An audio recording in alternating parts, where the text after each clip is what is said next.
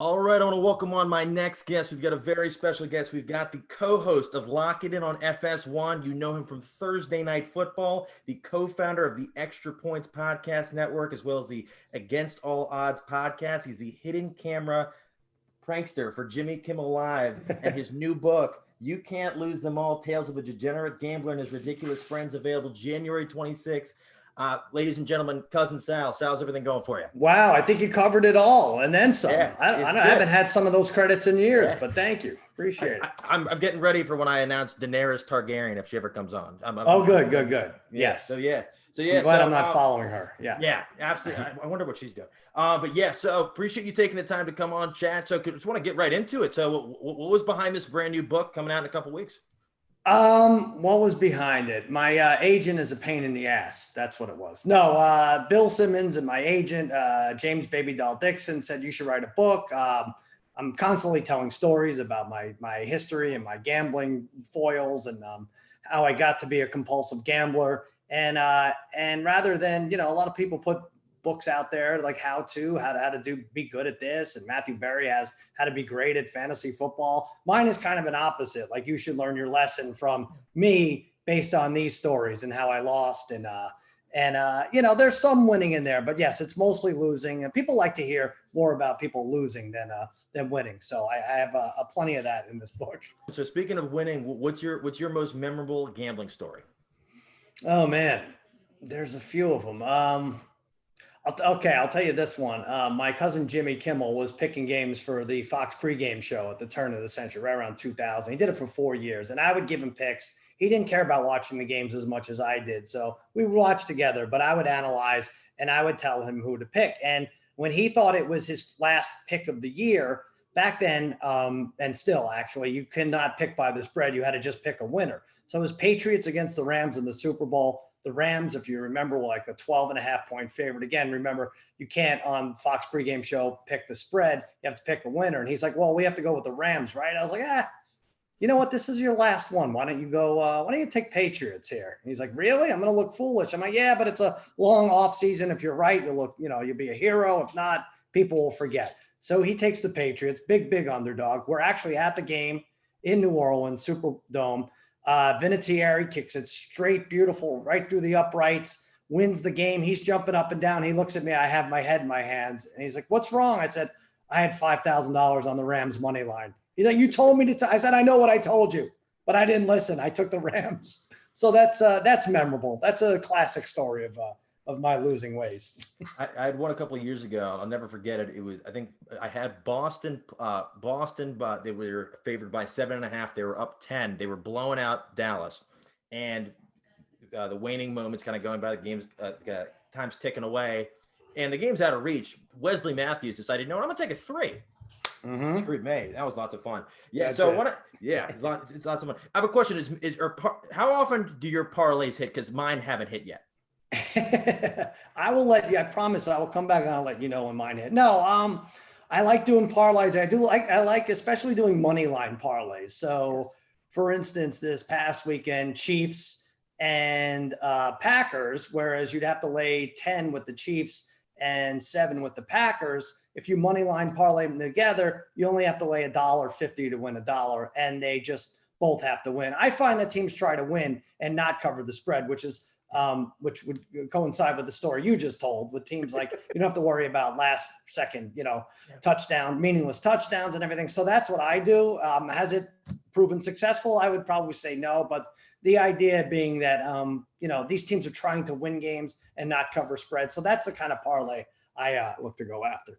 That's awesome. So I want to talk about your podcast networks. I know I was talking to Dave Damashek about it. You recently launched it. I saw you recently just added Kendrick Perkins to it, which is awesome. You kind of talk about that, kind of how it got started and what you guys are doing? We had to fire Dave to get Kendrick on there. I don't know if Dave mentioned that to you, but he's like the new Jeff Green. You're just swapping him. That's exactly right. I'm like, sorry, Dave. I know you know football and the Steelers are out of it, and so now you're out too, and we're going to bring Kendrick in. No, we were lucky, and we talked to Kendrick, and he does a podcast now. It's called The Betting Academy. Hoops Edition with Gina Paradiso, who's very new at gambling, but knows her stuff.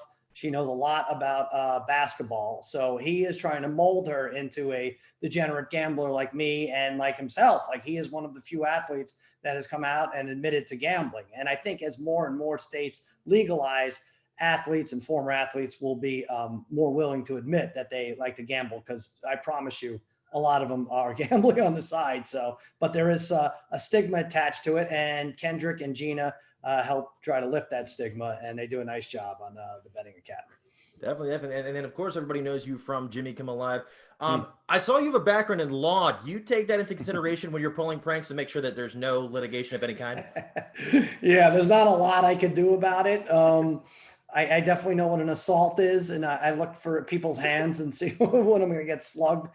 And I have to say, I've done over 200 hidden cameras for Jimmy Kimmel and Jimmy Kimmel Live over the years, over like the last 16, 17 years.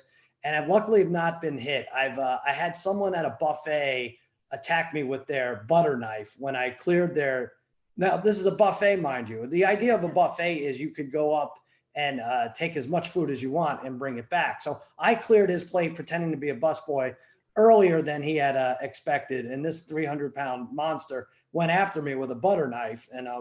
And that was that. But for the law background, I went to Toro Law School in Long Island. I graduated, took the bar twice, failed. I did practice because you could I was a real estate attorney for a year without a license. And then my cousin Jimmy, thankfully, saved my life and told me, hey, I have a game show here. I need a writer. I had done radio bits on his shows. He was on he was like a host of 7 radio morning shows, and I would do bits for him. And he's like, I think I could teach you how to write. And thank God it's all worked out. And then everybody knows you from Thursday Night Football. And I don't know if everybody else realizes. Did the Jags and Titans play 4 times a year on Thursday night? Because it feels like it's this every week. It's the same card. I think they did. Yeah. There's let's give us your best teal matchup, and we'll put it on Thursday. And maybe if London's unlucky enough, we'll send that game there too. Yeah, they played a lot on Thursday. I think they played before Fox started covering again. Fox picked up the games week 5 this year, and so the first 4 weeks were a little sketchier than what Fox presented. But yes, that is a Thursday night favorite for sure. And then one of them I wanted to ask you about was, I saw in an interview Jeff Ross did. Apparently you pulled something great on him a couple years ago when he was on Dancing with the Stars. And I was like, I wonder if I get your take on that. Yeah, he wrote about that in his book, so I didn't mind. I didn't bother writing about it in mine. But Jeff is a dear, dear friend of mine, and he was on Dancing with the Stars. And his partner was Edita, this woman named Edita. And he had a tough early going. He got poked in the eye by Edita accidentally. I think she was done with him and just did it on purpose, but he says accidentally. He had to wear an eye patch. His first week, he had a combined score of 13, which was the lowest at the time combined score for an opening round ever. And so he was in the bottom 2.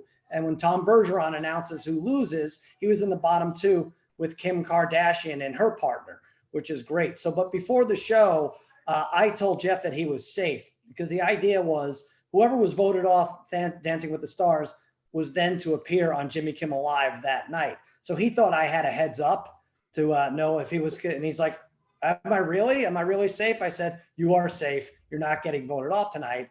I had no idea if he was getting voted off that night. And sure enough, he did get voted off, and you had to see his face drop thinking that he was safe. And we didn't speak for like 3 months because I took such delight in my prank there. It was one of my favorite pranks of all time, but it's still a little weird between us, but we love each other and we've moved on. But yeah, he was out. He's fantastic with the roast. The one that always gets me is when I forget which one it was, but he went up to Dennis Rodman and he said, "You think Kim Jong-un's a nice guy, and he thinks you're Scottie Pippen." One of the greatest jokes. And I've got an idea I want to pitch you. I pitched it to Dave before. He said he might bring it up to Roger Goodell if he ever sees him. And I want to run it by you. Tell me if you've ever heard about anything like this. All right. So I'm just get going. I think they should do a 24-hour day of football with games around the globe. And you put the games that really nobody wants to see, like maybe Jags and Cincy, unless Burrow's playing. Put them in like Edinburgh. Put them in Scotland, Washington, until they get a real quarterback. Put them around the globe. We have rotating games. Scott Hansen is the whole thing. You might need a sub, and we just kind of do. And there's a bye week ahead of it, a bye week behind it. Just 24 hours of continuous football. Oh, just one of the weeks out of the year, you're saying? Yeah, one whole day, every game. Wow. Okay. So I think there are going to be 2 bye weeks next year, right? Or is there just going to be one? I know that it's moved to 17 weeks. Yeah. I don't know I if you can don't plan mind this in that. 1 year. Yeah. I think it'd be great. You grow the game. Yeah. You kind of make sure there's two, 3 games going on at the same time. We kind of repeated, and we get going on That's that. not terrible. You'd have to figure out which 3 games you bury during the night for the Yeah. East Coast and West Coast. The 2 a.m. to 5 a.m. It's like taking shifts with the baby. Like, all right, who has to feed the baby during those terrible games? Yeah. 2 a.m. to 5. Okay, I will also. No, I'm not going to tell Roger Goodell anything. Well, you're going to have to leave that up to Dan. All right, we'll figure that out. We'll figure that out. And then, so just wanted to let's see. I got just one last question for you. I know you're on a tight schedule. What is so we Super Bowl this year? We don't know who's going to be in it. What do you think is the most surefire aspect somebody can bet on the game? Do you think it's the national anthem? Do you think the halftime show? What do you think? Something like a sure thing. Oh man, well my and I write about this in my book. The Super Bowl props are the greatest, and my goal is to lose thousands before they even kick it off. So yes, like you mentioned, the anthem, the coin toss is always great. I lost money on will Pete Townsend destroy his guitar when the Who played halftime, and he did not. So I've sworn off the Who since. I like first touchdown. I like sprinkling the money around, kind of like a roulette wheel. You can get nice odds on whoever will score the first touchdown. Now we don't know who's in the game, so I can't tell you. I can't give you a heads up on it, but it's a nice way to get odds 6, 8, 10 to 1 odds on something early on, and before the first quarter ends. January 26th. You can't lose them all. He's got it right there. You can't lose them all. Tales of a degenerate gambler and his ridiculous friends. And then you can also follow him on Twitter at the Cousin Sal. Sal, really appreciate you taking the time. Really busy time, but it means a lot. I appreciate it, Zach. Thanks for having me.